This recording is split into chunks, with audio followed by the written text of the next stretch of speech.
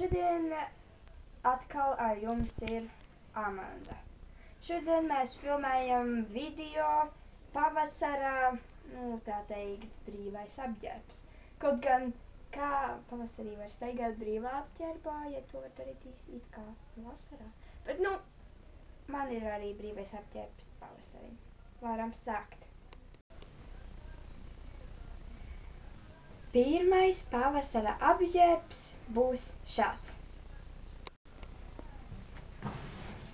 Un šis stēps ir ērts, tāds pavasarim, bet, protams, tas ir uz skolu ārā, to nevar redzēt, bet pavasarīgs.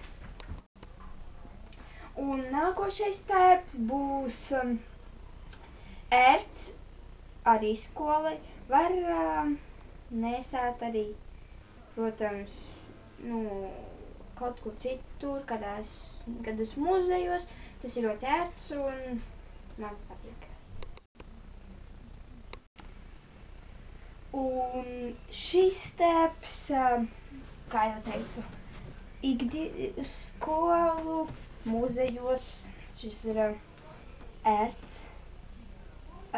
Krekls nav pārāk silts, jo viņš ir plāns, bet par laimi viņš ir, ja ir karsti vasarā un jums ir virsū šis, tad jūs vienkārši viņu varat novilkt, jo viņš ir dalāms divās daļās.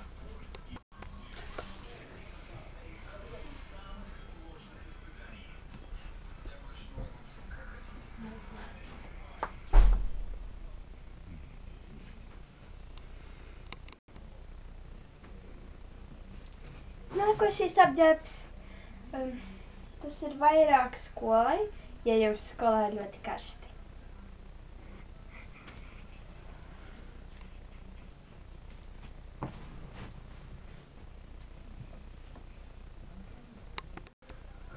Pēdējais, tas ir krekliņš, tā kā es nemainīju legingus, bet, krekliņš stilīgs un ļoti foršs.